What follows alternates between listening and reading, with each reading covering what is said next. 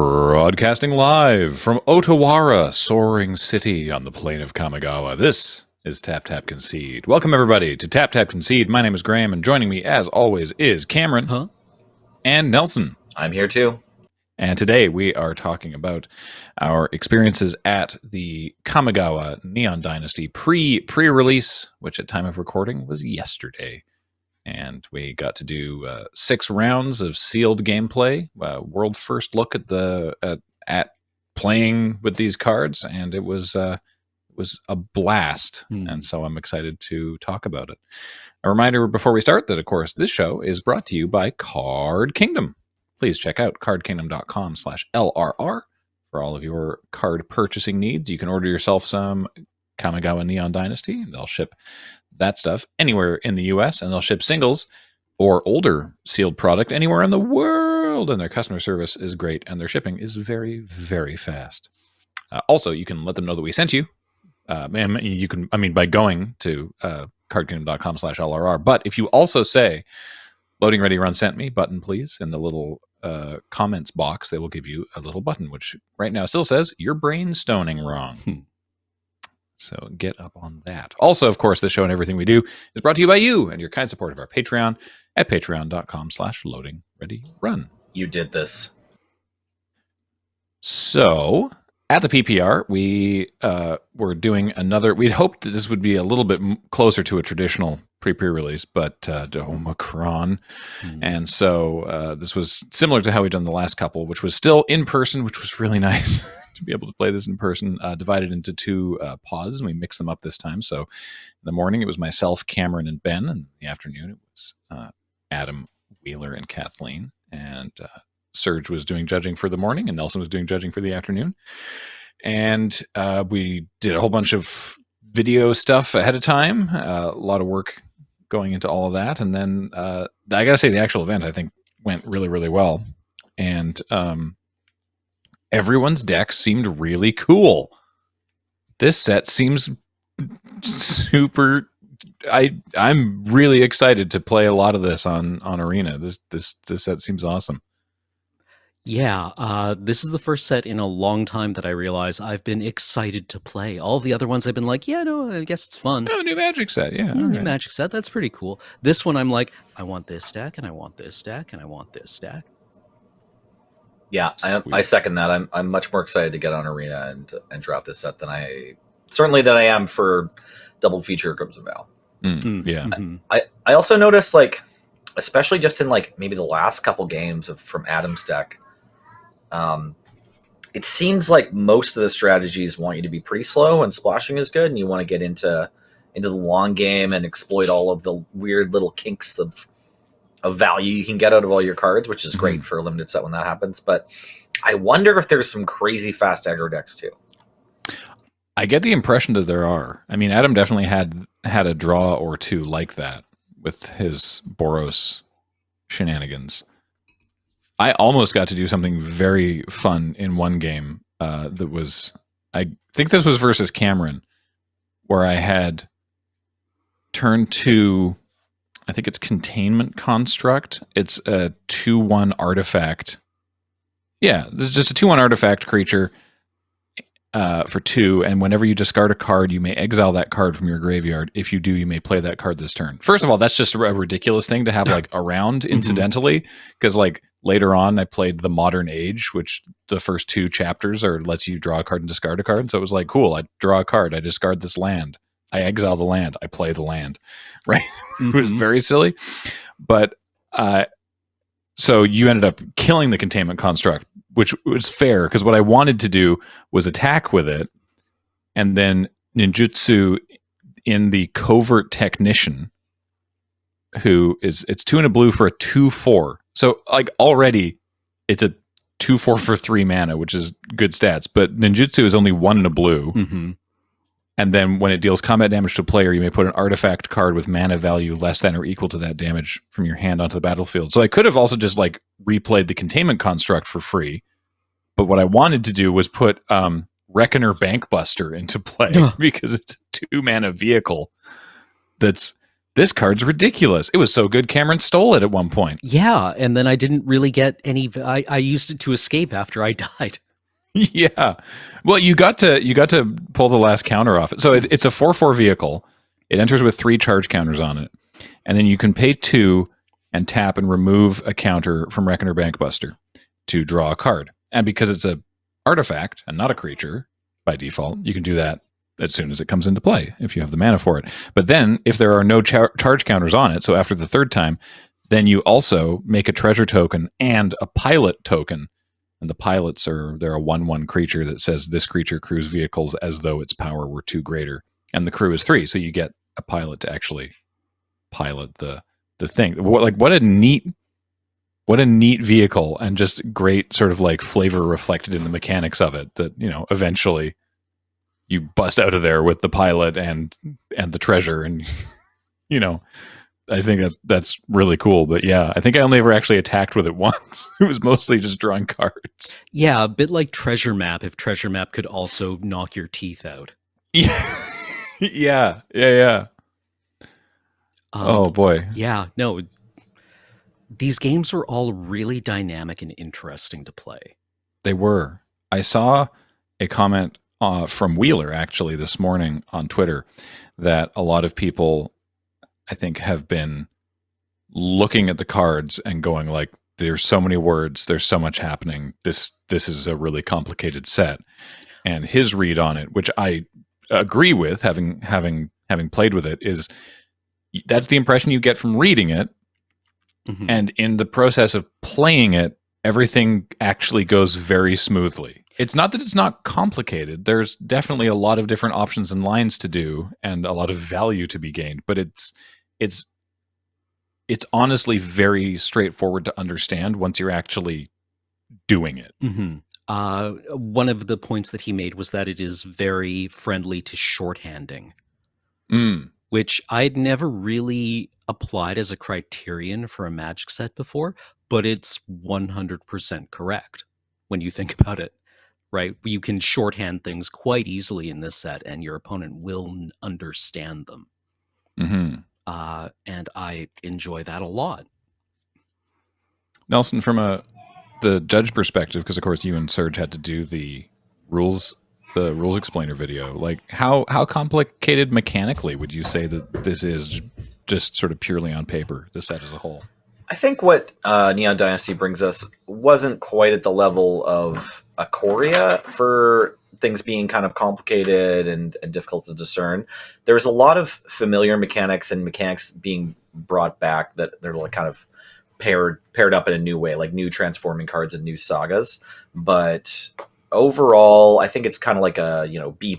Like it's a high level of complexity, but not one that, yeah, if you've been playing Magic for a while, is going to throw you. Mm-hmm. I think it is a set that's going to benefit greatly from being played on Arena rather than paper, just because both Serge and I felt, judging the PPR, like there's just a lot to keep track of. There weren't too many times when the players were just straight up like, okay, wait, what happens? What's going on? Right? Like once or twice during the PPR, it did happen, but more of the like, let me get out my rules app questions were like, you know, Kathleen being like, hey, theoretically, if I were to, you know, I'd just like to know what happens if, yes. And it didn't always come up, but every turn it was like, okay, don't forget sagas after you draw. And then like, you know, sometimes there's drawing cards from sagas and like things that, the construct you just talked about that can let you cast something from your graveyard if you've discarded it this turn,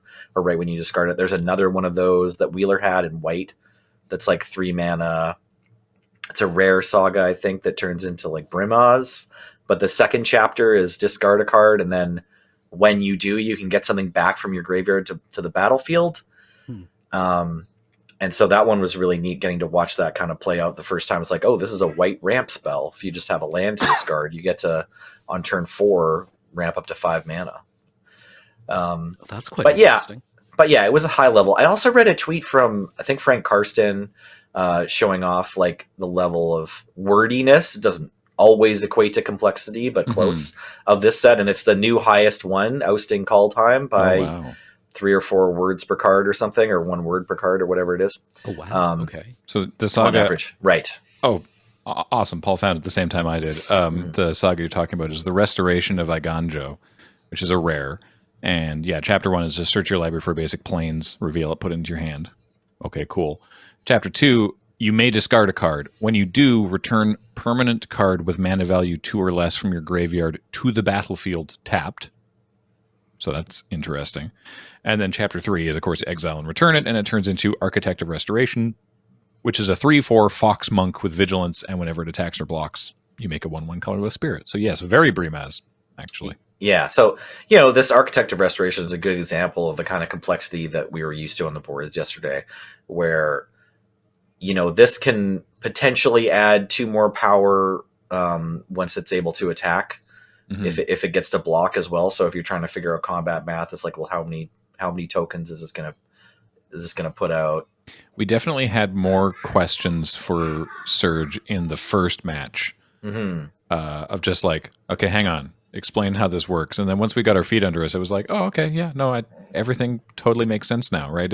It's just sort of like, what does Magic say this means in this context? And once you get confirmation of what the game is actually looking for, then a whole bunch of stuff makes sense. Right. So like an example, Cameron and Ben actually both had the sword, the Eater of Virtue. So it's a 1 mana legendary equipment, equips for 1, the equipped creature gets +2/+0. So like at worst, that's a very efficient right? It's like second bone splitter. Second bone splitter for your Highlander decks. Yeah. Love it.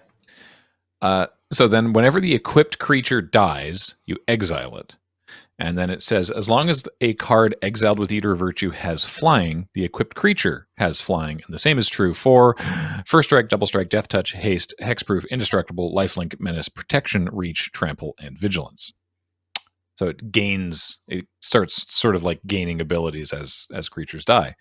And then the question that came up was, I don't remember which one it was, Cameron, but you had a saga, it might have been the Modern Age, that turned over and was the enchantment creature, and you had the Eater of Virtue on it. Yes. And so the question was, when this dies and gets exiled, does Eater of Virtue gain the equipped creature has flying? And the answer was no, because when the creature dies, the sagas are the front side in every zone except on the battlefield after they've transformed. So it gets exiled with Eater of Virtue, but it exiles as this enchantment with no abilities. So it didn't actually work, which was a very interesting thing. But it's like, as long as you... Very interesting.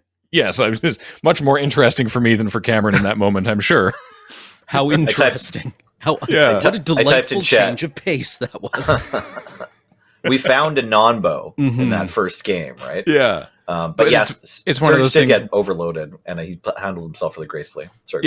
It's one of those things where it's like, just sort of remembering, it's like, well, as far as Magic is concerned, the sagas are only ever the front face in every possible zone except on the battlefield after they're transformed. And so it's like, oh, okay, well, in that case, then that makes sense. It's like, okay, it's exiled this thing and it doesn't have those abilities, so it doesn't have those abilities. Okay, we understand, right? So just sort of establishing what the game actually wants, and then it's like, okay, now a bunch of stuff makes sense.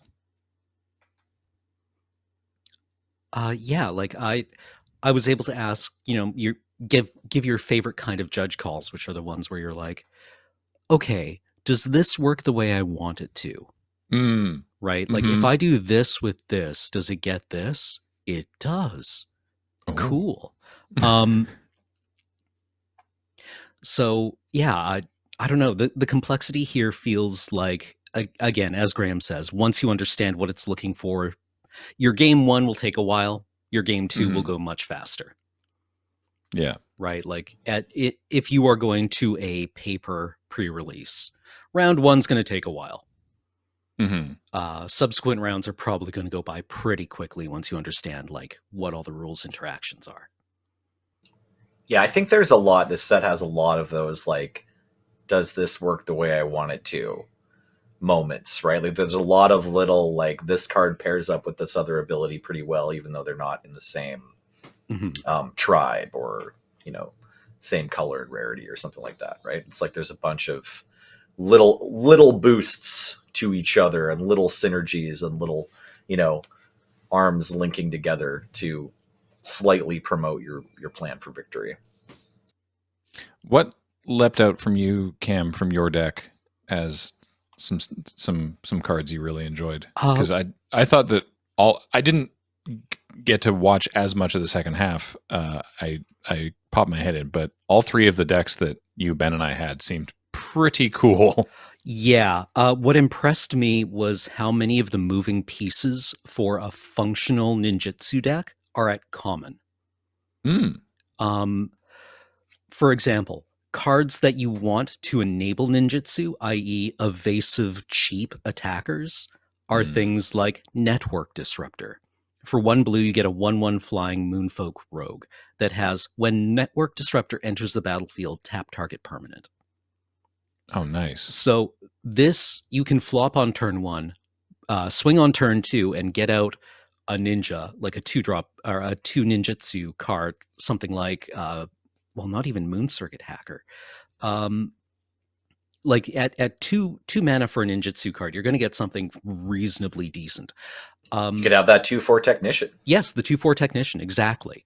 And then you'll be able to replay your Network Disruptor to enable something else to swing in on the following turn, right? Because presumably you'll be able to tap down a blocker.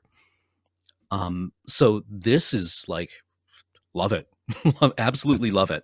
It's really good. Virus Beetle was another one that proved really effective. It's not evasive, but Virus Beetle, if you're recurring it, feels pretty good, right? Same kind of effect. It's much harder to swing in with.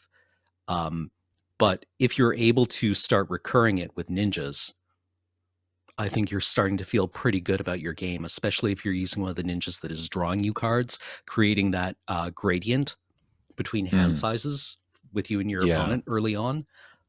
It's something that's an opponent is going to find hard to crawl back from.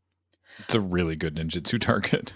And frankly, like, all the ninjas and the enablers are pretty cheap, which means that in late game, you can start holding up mana, which every blue deck loves to do. But at common, you have Disruption Protocol, which is at worst cancel, and functioning as intended is counterspell, because you aren't tapping you have to tap an untapped artifact you control or pay 1 colorless as an additional cost. You can tap an equipment. Yep. You can tap one of the eggs that have been printed in this set. There are a lot of options that will not impact your board in any meaningful way. You could tap a treasure. You can tap a treasure. Not sacrifice it. Yeah. Mirror Shell Crab is another one that feels great to just hold up.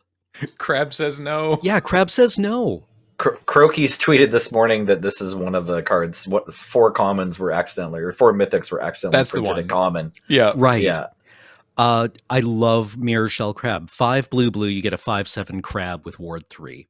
That's pretty good. Yeah, I mean that's kind of the finisher, the blue finisher you expect to see printed at common, right? The Hex Sea Serpent has come so far. Big Dork, yeah. However, it has Channel. For 2 and a blue, discard Mirror Shell Crab. Counter target spell or ability unless its controller pays 3 generic. So this is relevant, right? It's relevant at 3. It's probably going to be relevant again at 6, right? It's doing kind of the Mana Leak thing if Mana Leak was, more expensive. Right, in that standard format where Mana Leak was relevant on curve and again at 6 because it dealt with Titans. This is not relevant to the conversation, but the fact that it also hits abilities means that it can counter other channels. Is huge. Yeah. Or it can counter channels or sorry, go ahead. The question I had for Serge was, what happens if I use this to counter the final clause or the final chapter of a saga? Yes. And that was like an expert level rules question, I want to say, that Serge very confidently got through. Yes, too. yeah. Like, it's a pretty tough, like, what happens if I stifle the suspend counter, situation. Yeah, exactly. And like the answer was that, it gets the third counter. It doesn't transform and it goes to the graveyard. Yeah, because sagas have, like, just the inbuilt rules of sagas mean that after the third chapter you sacrifice it. These sagas have, like, an ability that happens sort of before that, where you instead exile it and then return it to transform. So yeah, if that exile and return it transformed ability gets countered by the stupid crab, then your saga just doesn't do anything, sits there, gets sacrificed, and just goes away. Yep. You can So use it's this to like, counter, what is it called? Reconfigure. Yeah. Especially Pretty those good. expensive ones like the pig. Yeah. That's like 5 mana. Mirror Shell Crab is a really, really good card, and I'm going to be picking up way too many of these. Debt to the Kami actually impressed me. Yeah. Debt to the Kami is a 2-black instant. Choose one. Target opponent exiles a creature they control. Target opponent exiles an enchantment they control. This always got the problem card. Yeah. This is like Farika's Libation, right? Yeah. Isn't it? Yeah. Except that was sacrifice, and this is exile, which is definitely relevant. It turns out Farika's Libation is better in this set than it was in Theros Beyond Death, I think. Oh? I think so, yeah. Well, it seemed to do a lot of work for you. Like, Graham's right. Yes. It is the same card. Yes. It's just that in Theros, you tended to have, like, random enchantments lying around that you didn't need. Like, Theros was, like, very out about being this enchantment block, and, like, I feel like the Kamigawa previews sort of, like, pounced on us that, like, hey, there's a lot of enchantments in this set. Like, we have enchantment creatures. It's kind of like Theros Part 2. But you were saying it always gets the problem card. It seems like, your enchantment creature is an important one. Or, like, if you're doing some kind of Voltron creature thing, like you're piling a bunch of stuff on one creature, you might only have one creature.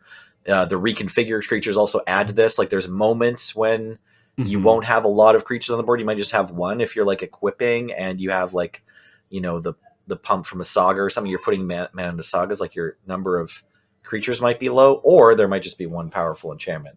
Or it just seemed the flow of the game was different than Theros. Yes, agreed. I think it has, I think that's exactly it. Oh, or I might have just gotten lucky. The sample size remains small, but this was an effective card that I thought would be kind of marginal, and I included on kind of an impulse, but it turned out to be quite effective. Yeah, maybe the other lesson here is just in your sealed deck, if you're playing a bunch of, cancels and mana leaks that we just talked about, these Chainer's Edict effects get better, right? It's like, because you can kind of craft the board state a little bit. Yeah, counter their early stuff, and then they're like, okay, I have a 4-drop with 3 mana up. And you're like, okay, no crab. End of your turn. That's the Kami, right? Yes, exactly. And then there were also cards that, I felt would be pretty good that just turned out to also be good. Twisted Embrace. 2 black for an enchantment aura. When it enters the battlefield, destroy target creature or planeswalker an opponent controls, and as long as enchanted permanent is a creature, it gets +1/+1. This card's so good. Yeah. Sometimes the black common murder is better than others, and this one's really good. Yeah, it's absolute barnstormer of a common. Like, it's the 4 mana sorcery speed removal, which is a thing that we're frankly used to and will run when we have to. But sometimes it's 5 mana. Yeah, sometimes it's 6. Yeah, that's a good point. It's totally reasonable. But then not only did you make a creature bigger, but also relevantly, you have, like, for other cards that care about it, you now control an enchantment and a modified creature. Yes. Yeah, it builds very gracefully on the set's mechanics. Yeah. Enables a bunch of things. Also, you can find it with Light Paws, Emperor's Voice. Oh, yeah. Yeah. I mean, the Aura deck, I feel, might be quite real if you get the right enablers for it. Light Paws, just for listeners, is 1 white for a 2/2 Fox Advisor. Whenever an aura enters the battlefield under your control, if you cast it, you may search your library for an aura card with mana value less than or equal to that aura and with a different name than each aura you control. Put it onto the battlefield attached to Light Paws.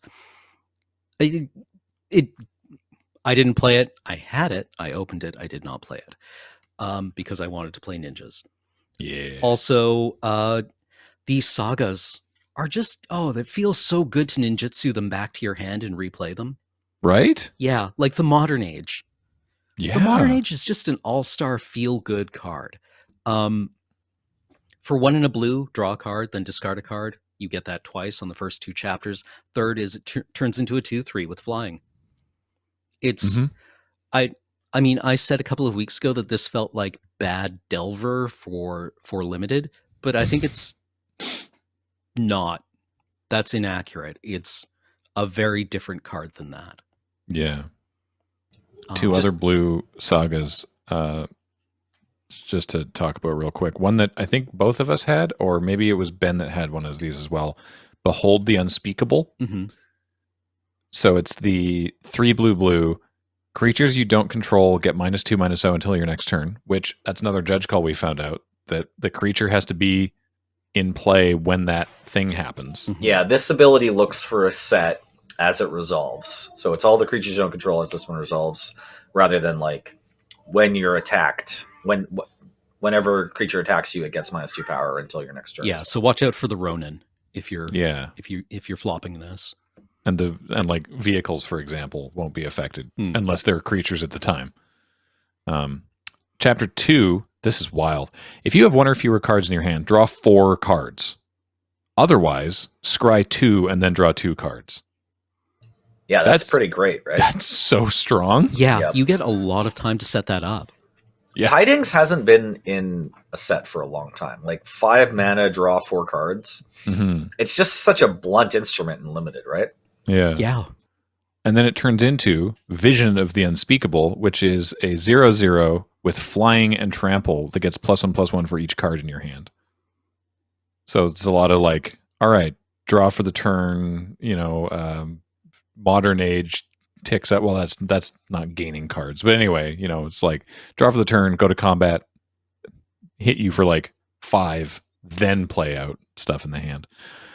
And then I also had one that was rare that showed up a couple times, which was Inventive Iteration. So Chapter 1, return up to 1 target creature or planeswalker to its owner's hand. That was generally relevant. Chapter 2, this is interesting. Return an artifact card from your graveyard to your hand. If you can't, then you draw a card. So you're going to get something. Mm-hmm. And then Chapter 3, it turns into Living Breakthrough, which is a 3/3 flying moonfolk that says whenever you cast a spell, your opponents can't cast spells with the same mana value as that spell until your next turn.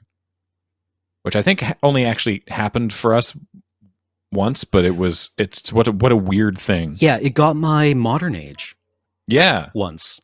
Because I ninjutsu'd it back to my hand and then tried to play it again, and yeah. Because I'd played like Lion Sash or something else that was 2 mana, and it's like, no, Living Breakthrough says no. Yeah, no. This is another one it's going to be some tough judge calls when people accidentally cast the spells, and then it's like the next turn or whatever. Mm-hmm. So this is another one that's kind of hard to play, right? I do appreciate that it isn't like spells with that mana value are countered. Yes. That would have been extra feel bads. Because then you go, I cast this, and then your opponent goes, okay, it goes to your graveyard, and then you feel way worse than just like, no, put that back in your hand. You can't do that. Yeah, although that might have helped clear up the battle or board issues a little bit if the judge could just say, "Oh, it was countered last turn." Yeah. Judges as janitors just sweeping the board up, just like, nah, this isn't here, that's not here. You're at 3. It's your turn. I want to talk about the shrines real quick. Mm-hmm. These things are very cool. So there's a cycle of shrines. They're legendary. There's 1 in each color. They're creatures. I assume that because the Goshintai Daniel was saying that they're like spirits that inhabit the shrines. So I assume if they had space, these would have been legendary enchantment creature shrine spirit. But they've already reduced the font size. Can't have every card having the type line of that reality chip, right? Yeah, exactly. And so something that we commented on during the PPR is that it's probably going to be more difficult even than it was in M21, which was the last time that they did shrines. They did a cycle of uncommon legendary shrines in Magic Core Set 2021. It's going to be difficult to make a shrines deck because unlike in the case of those 5, the Sanctums, these are just very good on their own. Mm-hmm. Like, look at this is the one I had, the Goshintai of Shared Purpose. It's a 1/3 with Vigilance for 4. Not amazing rate, but then at the beginning of your end step, you can pay 1 and you make a 1/1. Like, the fact that it's a creature at all is already great because it's you're at least affecting the board. You can block smaller creatures, and then you just start spitting out 1/1s. The green one is one in a. Oh, that's a good point. So Paul's brought up the Sanctum of Tranquil Light, which was the white one from M21. It's a single white mana, but it's 6 mana to tap a creature, and this ability costs 1 less to activate for each shrine you control. So it's like, so for 5 mana, you tap a creature. That's very expensive, and it doesn't do anything on its own, right? And then, going all the way back, the Honden of Cleansing Fire, 3 and a white for an enchantment. At the beginning of your upkeep, you gain 2 life for each shrine you control. So, like, not amazing on its own. Mm-hmm. But these ones, look at the green one. Actually, that card on his own is okay. It's okay, yeah. It's a weird metric where you can say, like, hey, can your opponent beat Honden of Cleansing Fire? And it's a real thing. Like, right. You've had games where it's like it's either stale or maybe you can attack with a 2/2 flyer, but like this negates that. Right. You have to be like really winning to beat a Honden of Cleansing Fire. You can't be only winning a little bit. Fair. So with the green one here, 1 and a green for a 1/1 with trample, and at the beginning of your end step, you can pay 1, and if you do, you put a counter on it. So it just gets bigger. If it's 2 mana, and then you just pay a little bit every turn and make this trampling creature bigger and bigger and bigger. Yeah, and then you also control a modified creature. Yes, exactly. You immediately control a modified creature and an enchantment. Like, got to watch Kathleen turn this sideways a few times.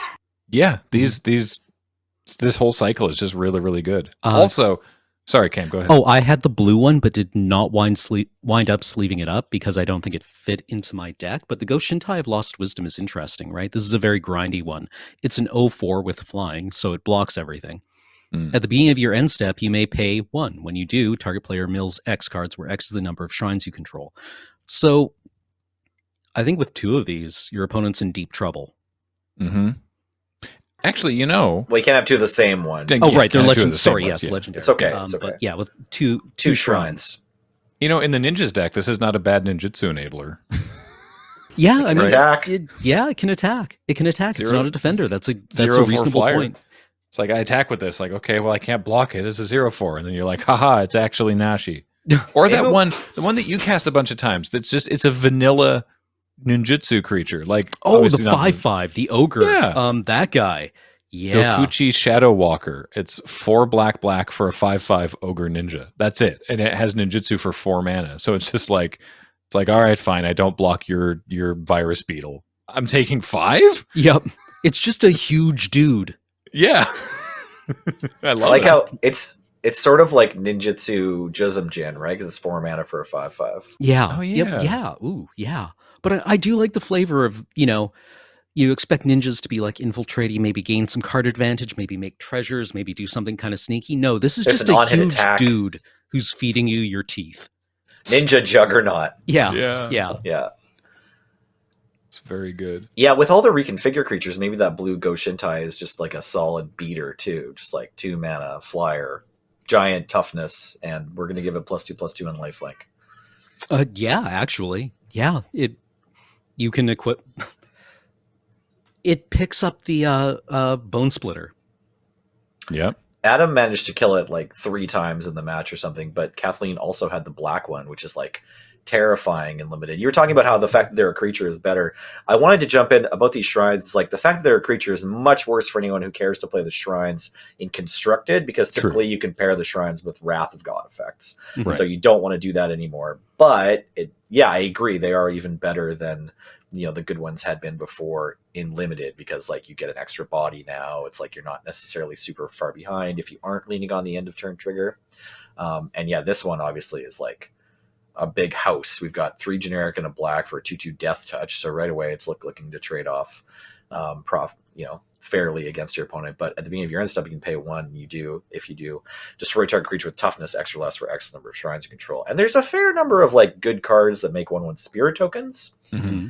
So it usually has a target even if you don't have another shrine. But if you, like Kathleen at one point had this one and the green one in play, so it's like at the end of turn, if she could ever get there without her creatures getting burned, it's like, yeah, for 1 mana you get to put 2 +1/+1 counters something, and for another mana you get to kill something that costs 2 or less, like, or toughness 2 or less.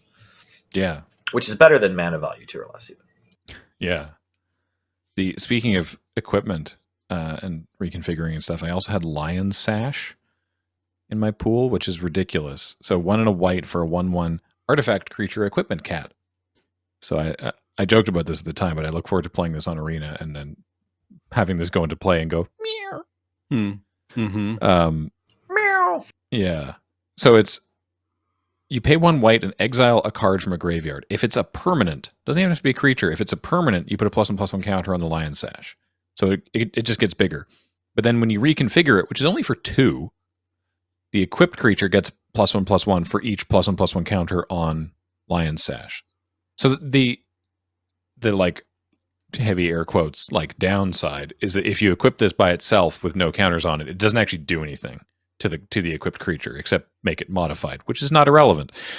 But yeah, I was very quickly able to get this up very big, and I even didn't do the cool thing that I should have done. I realized later, Cam, that I should have. There was one turn in there where I should have, as suggested in the judge video, actually, equipped it, attacked with some, at that point, arbitrarily large creature, and then unequipped it after combat, meaning that then it's an untapped blocker. like 5/5 or whatever it was at the time, which is just such a curious play pattern. Yeah, if you're a fan of like Clock of Omens, there's a few others there, not that many. Anything with the Fabricate mechanic from Kaladesh, then like Reverse Engineer, I think that was a pretty popular one, or the Tutor.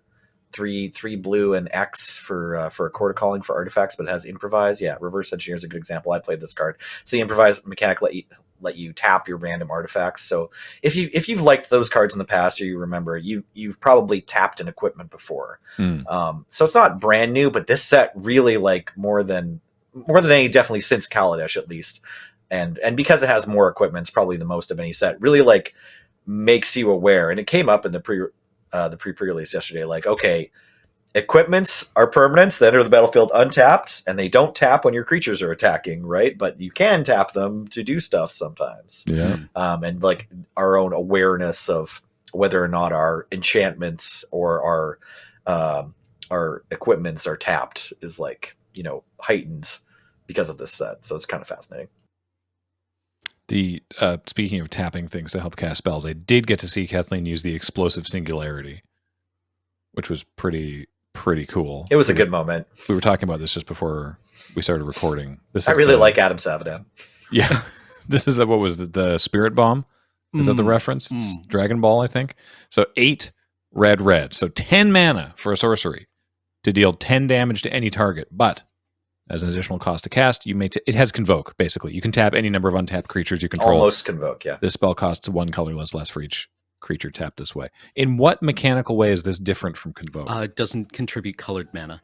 Convoke would let you tap red creatures to do the red pips. Right. Okay, Cool. That makes sense. You can Convoke down to 0 actual mana. Right. That's why Sprout Swarm is such a problem. Right. Of course. I forgot about Sprout Swarm. But yeah, this card's it's pretty good. Kind of a bit of a disappointment. It's not called Hidetsugu's Third Right, but it's still a cool card. Mm-hmm. And yeah, it was a pretty hilarious moment when Kathleen got to win with it. Yeah. Another removal spell I saw, I think multiples of you had it, and I don't remember the name of it, but the art is definitely by Wiley Beckert, and it gives, I think it's like 1 and a black, it gives -2/-2 to a creature, but then an additional -1/-1 for each modified creature you control, I think. Yeah, exactly that. Lethal Exploit. Yeah, thank you. Yeah, this one put in some work. I saw it kill an indestructible creature at one point. Oh, dang, I missed that part. Yeah. But I guess at common, probably pretty common first pick, or pretty high level of inclusion in sealed decks. Yeah, this came up in the game, the recorded game versus Daniel that we played because he had put the Intercessor's Arrest on my Go Shintai. I had the green Go Shintai. Intercessor's Arrest it's like an arrest, a classic arrest effect. 2 and a white, enchant permanent. The permanent can't attack, block, or crew vehicles, and its activated abilities can't be activated unless they are mana abilities. There was one like this from Kaladesh, I want to say, that was also it can't attack, block, or crew vehicles because, of course, revoke privileges. Yeah, that's the one. Yeah, but this has added it up to its activated abilities can't be activated unless they're mana abilities. But triggered abilities can, so I was able to keep putting counters on the Go Shintai, meaning I did still control a modified creature because it was Daniel's aura, but they were my counters. So I was able to use the lethal exploit to do -3. So yeah, it's just there's a lot going on, but it's very cool. Yeah, this card wasn't quite as good, obviously, shutting down the Go Shintais as the Tamiyo's Completion. Wheeler had at least 2 of those, and probably someone else was playing them, maybe yourselves. But I saw the Arrest as well come down on, I think Adam at one point had to play it on Benjamin's Fox, but Wheeler's Fox, that the Fox Samurai that gives lifelink when another Samurai attacks, and it shuts down the ability where you can sacrifice it to give something indestructible. I'm sorry, I don't remember this one. It's 1 and a white, and it's an uncommon 2/2. I just want to read Tamiyo's Completion real quick. Sure. 3 and a blue for an enchantment aura with flash. Enchant artifact, creature, or planeswalker. So that's interesting. That's not often you see. Not often. When's the last time you've ever seen something that can enchant a planeswalker, actually? At common? I'm saying ever. At all? Like Lignify, I think, was the big one. Right, you can. Right, there's been ones that are enchant permanent. Right. So like, Lignify or like Song of Dryads, I suppose. Specifically, artifact, creature, or planeswalker, though. I'm not sure. When you're going that deep, usually you just say non-land permanent. Yeah. Anyway, it doesn't hit enchantments, which is kind of relevant. So. Yeah. When it enters the battlefield, tap the enchanted permanent. If it's an equipment, unattach it. The enchanted permanent loses all abilities and doesn't untap during its controller's untap step. So it just turns into a plank. And we still, nevertheless, I think also had a game where Wheeler completed, like Tamiyo's Completion, one of the Go Shintais, and that's like, okay, well, if Kathleen draws the other Go Shintai, then like it still counts as a shrine. It's still just sitting there being a shrine. It's actually still doing something, even though it doesn't have any abilities, right? Right. Yeah. Pretty funny. Being able to unattach an equipment in the middle of combat seems like I'm going to be very worried doing attacks into 4 open blue mana when it's like, no, my sword fell off. Yeah, this card is easily just the best version of this we've ever seen. Like, there's been 3 and 4 mana blue kind of hydration or lack thereof, or sleep or lack thereof, or negative status. Yeah, some sort of blue, like, oh, my life is miserable for one reason or another status. But it turns out the worst one is getting turned into a Phyrexian. Yeah. There were some people asking in the comments after the Judge video. There were some people asking, like, well, you didn't talk about completed mana, and that I'll tell you that Surgeon Nelson, like, they put together a section for that, but we knew at that point that no one had opened Tamiyo, and so we decided no, because it's really complicated and it's not that likely to come up. I say I wasn't part of those discussions. We might have included it if the rest of the Judge video wasn't already a fair bit longer than most Judge videos. It was like 7 minutes. Yeah, it was a big one. So sorry, you were talking about the we paused on Tamiyo's Completion, but then you were talking about the Selfless Samurai, 1 and a white for a 2/2 Fox Samurai. Whenever a samurai or warrior you control attacks alone, it gains lifelink until end of turn. That's cool. And then you can sacrifice it to give another target creature you control indestructible until end of turn. So it's one of those creatures. This is definitely one of the like sacrifice to give indestructible creatures that's the most capable on its own. Like, there have been a couple that are like 1/1 dogs, and there was a knight in Dominaria that's just like a 2/1 and counts as a knight for cards that care about knights. But this one actually like does a bunch of stuff on its own that you're be sort of reticent to sacrifice it, I feel. Yeah, I think it like plays the early game a bit better than the selfless dog does. It may be a little bit reminiscent of the knight who's going to jump in front of some other creature that's there, but the bodyguard from Dominaria. the bodyguard. That's the thing about the bodyguard is though, like it was fine to like kind of nerf the secondary ability of the bodyguard because it was a 2-1 for 1. Like this is a Savannah Lions. Yeah, that's true. Actually. And we play those even if they don't have any other words on them. But so it was like the way that one worked is like, okay, if you play it on turn 1, you've got a 2-power 1 drop. If you play it later in the game, well, now you've got a creature that can save. Thank you, Dauntless Bodyguard. You can save your other creatures. With this one, it's like, hey, in the early game, you've got a 2/2 attacking lifelinker, and then in late game, you've got a counterspell for a removal spell. And while the arrest that we were talking about, the white arrest removal earlier, it does shut down the sacrifice this to make something else indestructible ability.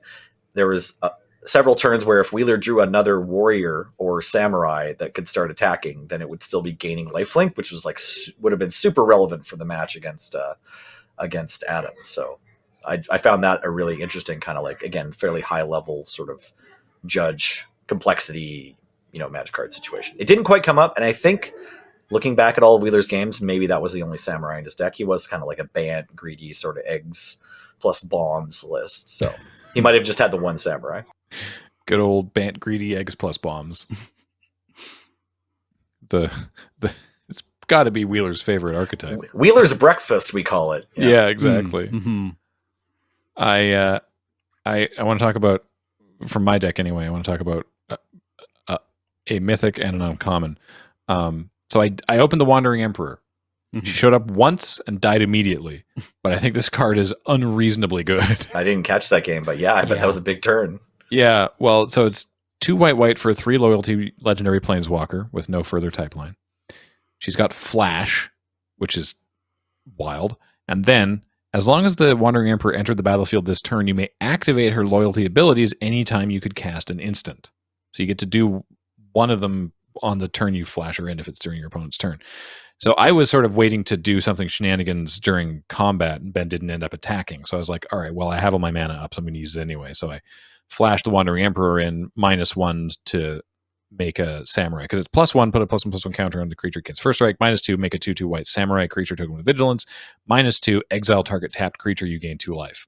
So I could have done the +1 or the -2, but he didn't end up attacking. So I just was like, all right, well, I'll flash in the Emperor, -1, make a samurai, and he burned her like before I got to untap. So I was like, oh, okay, well, that was the only thing I did with the Emperor. But this card's going to absolutely break games in half. You're going to be like, all right, I feel comfortable about this. My opponent has double white and 2 other mana open, but I think we can make this attack, and then Emperor's going to come in and just mess with combat so badly. I also wouldn't be surprised if we see this showing up in like a blue-white constructed deck where it kind of fills the role of Shark Typhoon, where it's just like end of turn. If you didn't counter their spell, you can flash this in, and now you've got a little win condition, little Elspeth, kind of like pooping out samurais that are going to attack your opponent, and then you just keep playing Drago from there and attack when you can. Yeah. And then the uncommon I wanted to talk about is Roadside Reliquary, or like the colorless divination, essentially. So it's a land, taps for colorless. Doesn't enter tapped, just a land, taps for colorless. And then for 2 and tap and sacrifice it, draw a card if you control an artifact, draw a card if you control an enchantment. So if you have either of those, you get to draw 1 card. But if you have both of them, you get to draw 2. And it was not that difficult to make sure that I had both. There was one game where I was really behind on land initially and ended up playing the O-Ring, which from this set is called Touch the Spirit Realm. Ended up playing that on like a less than optimal creature, just because I was like, okay, well, I already have an artifact. This way I'll have an enchantment and I'll be able to draw 2. And then, and that ended up working out okay. But I think Roadside Reliquary is very good in limited. Yeah, I think it's going to be pretty good in Commander as well. Like, if you open a foil one of these in the pre-release, like, maybe wait to sell it.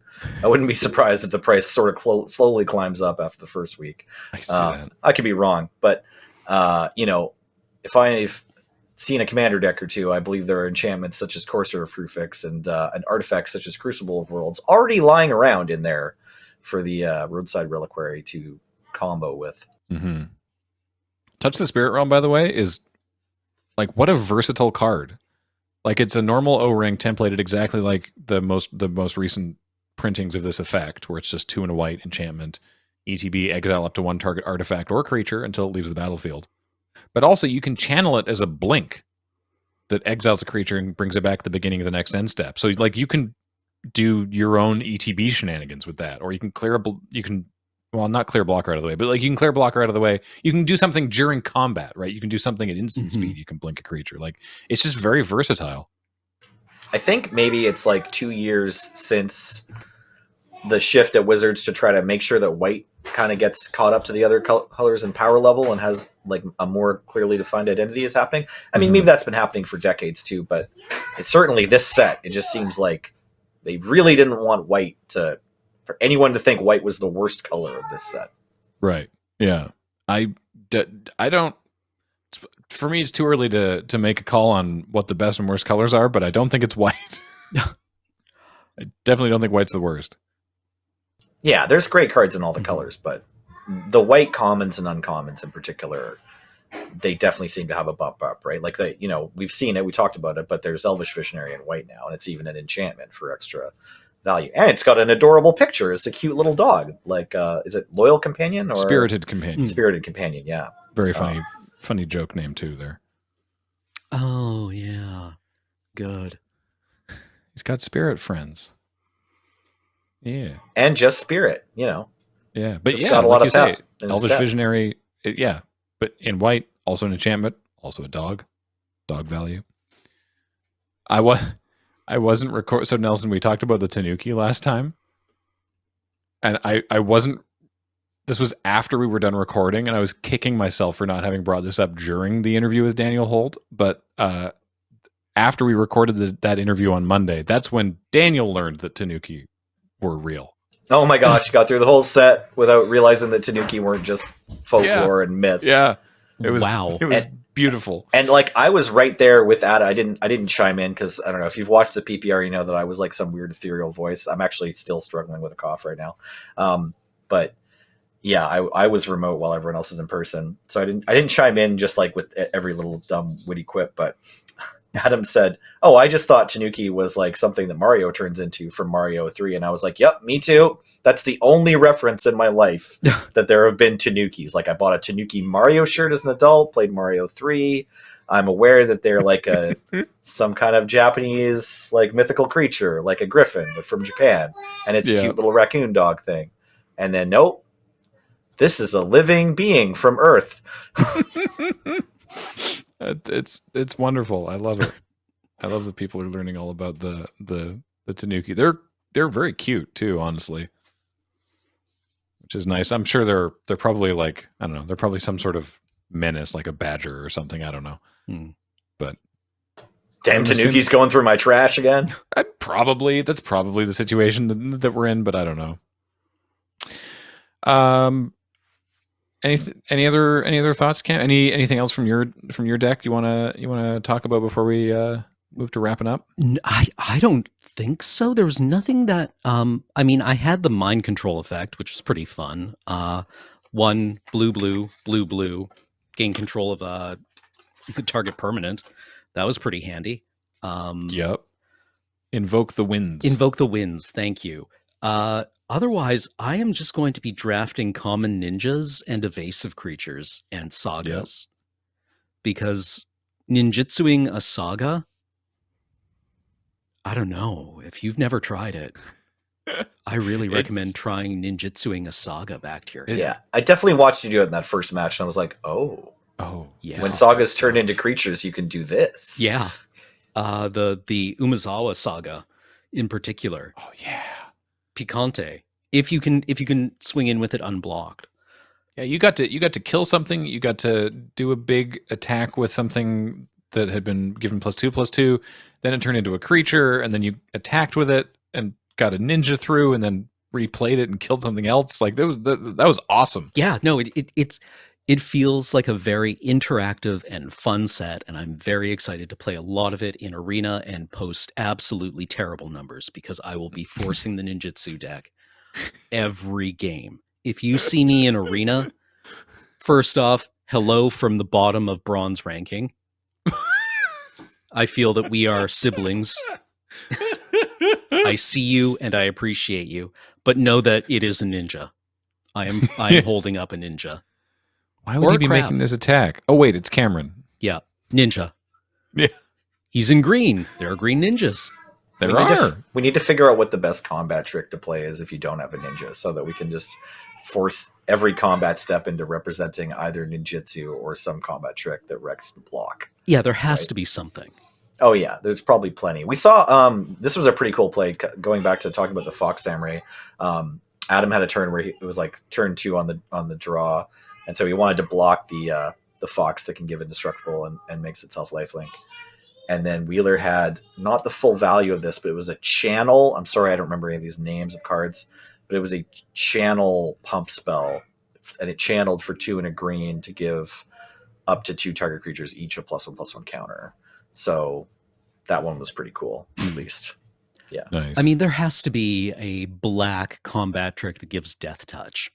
I don't see one. I'm looking through it right now. It's Omaiwa Shinderu instead this time, right? Which is only 1 mana. Yeah. But it still draws you a card.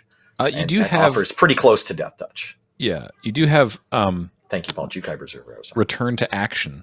So 1 in a black instant until end of turn target creature gets +1/+0 and lifelink, and when it dies, return it to the battlefield tapped under its owner's control. So, it's a reasonable way to recycle your virus beetle again. Yeah. Ooh, the one saga that I didn't open that I'd really like to get is Okiba Reckoner Raid. Biker Mice from Mars. Yeah, Biker Mice from Mars. This coat is awesome for one thing. It's amazing. Yeah. I would also like to cosplay Okiba Reckoner Raid. Yeah, like you can feel the heavy waxed cotton. Right? It's a single black mana, which is amazing. Chapter 1 is each opponent loses 1 life and you gain 1 life. That is also Chapter 2. And then Chapter 3, it turns into a 2/2 rat rogue with menace that says vehicles you control have menace. This maybe also gets into my Highlander deck. I can hear the Akira soundtrack. Battle Against the Clown. Oh yeah, that's another great one to ninjutsu actually, because menace makes it so much harder to block. Yeah. It's like, all right, I'll just take 2. Yeah, evasive creatures, my dude. Oh man, you got to watch out for them. Prioritize them. Well, we've had a terrific time playing with just like 6 games of Kamigawa, and I'm very much looking forward to more. If you want to buy yourself some, I'd head over to cardkingdom.com/LRR and get them to send you some as soon as they're legally able to do so, which will be very soon by the time you're hearing this. If you're able to go to a pre-release, that's awesome. Let us know how it goes for you. And also, a reminder that this show and everything that we do is brought to you by you and your kind support of our Patreon at patreon.com/loadingreadyrun. If you missed the PPR, the VOD course is up on Twitch, but it will also be up on this channel very soon, possibly by now. It depends. There's just a lot of really irritating computer factors that go into making sure that it comes online in a timely manner. But if it's not up already, it will be very soon. So that's going to do it for Tap Tap Concede. I've forgotten how I usually sign off. I've been Graham, joined by Cameron and Nelson. I was here too. Paul's been running tech. Heather gets these online. Thanks everybody for listening. Talk to you next time. Bye. Bye. Bye.